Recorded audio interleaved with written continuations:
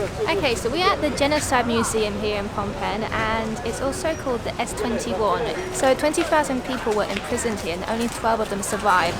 It's going to be quite upsetting, I think. I've got a headset, so I'm going to go learn a lot about it here.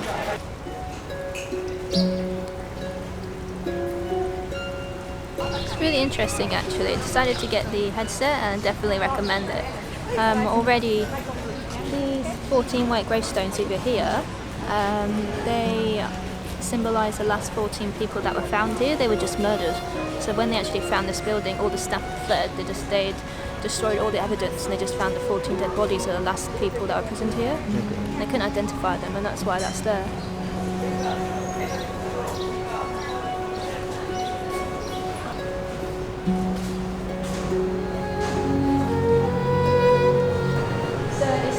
The photographs of the last 14 victims that were found, and the beds also have remained.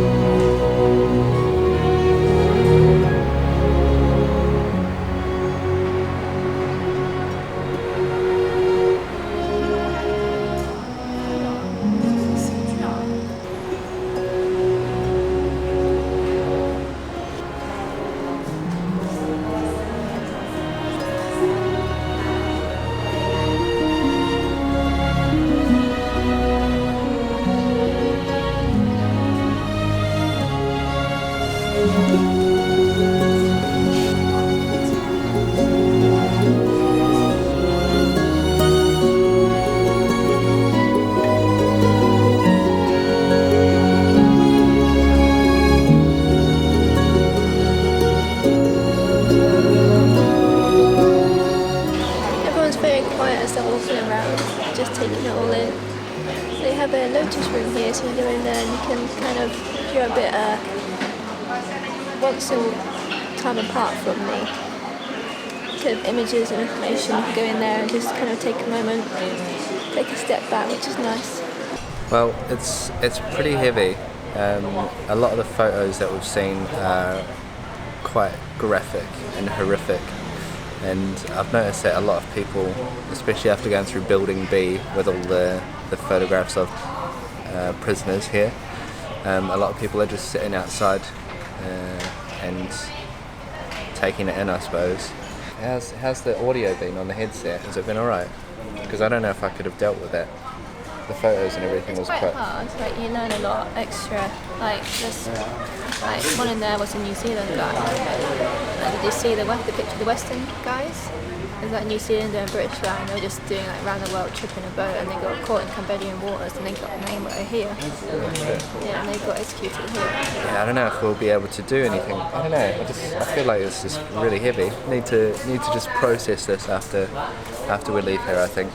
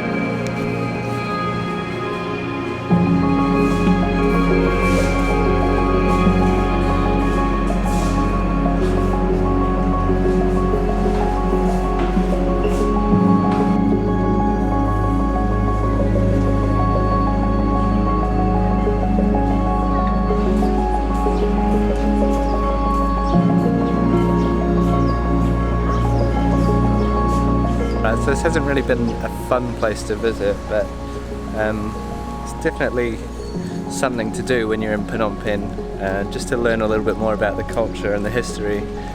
It's quite graphic, so if you're quite sensitive, maybe just do it in small doses, but yeah, I recommend it anyway.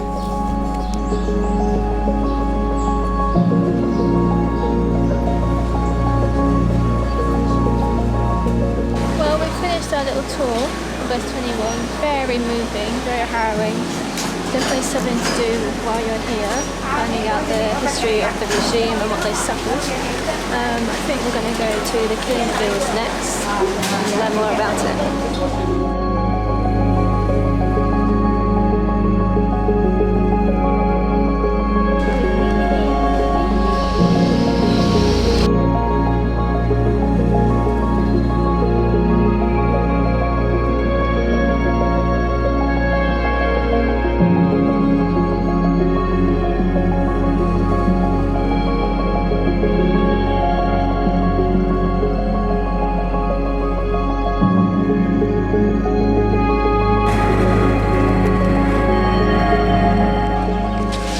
So now we're at the killing field. It's about a half-an-hour ride outside of Phnom Penh on the tuk-tuk.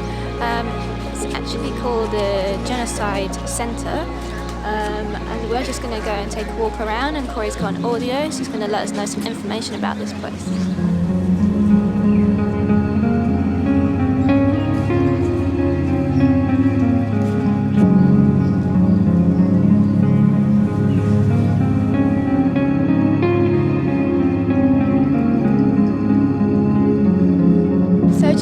Walk around, there's information. It shows you like where the trucks came and they dropped off the prisoners and where they executed them, and they also had chemicals which they poured over the bodies to hide the stench of the smell and also to kill off anybody that may be still alive.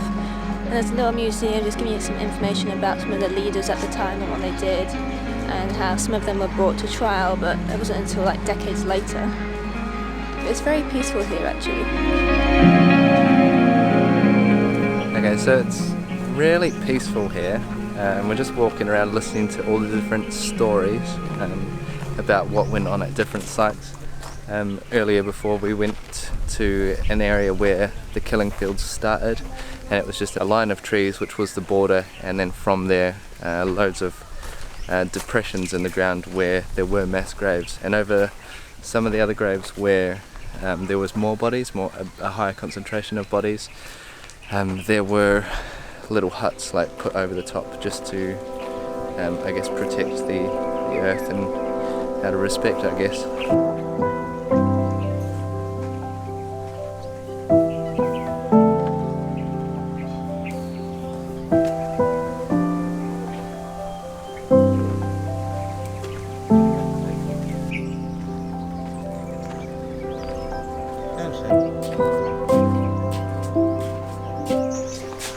Extremely tranquil here.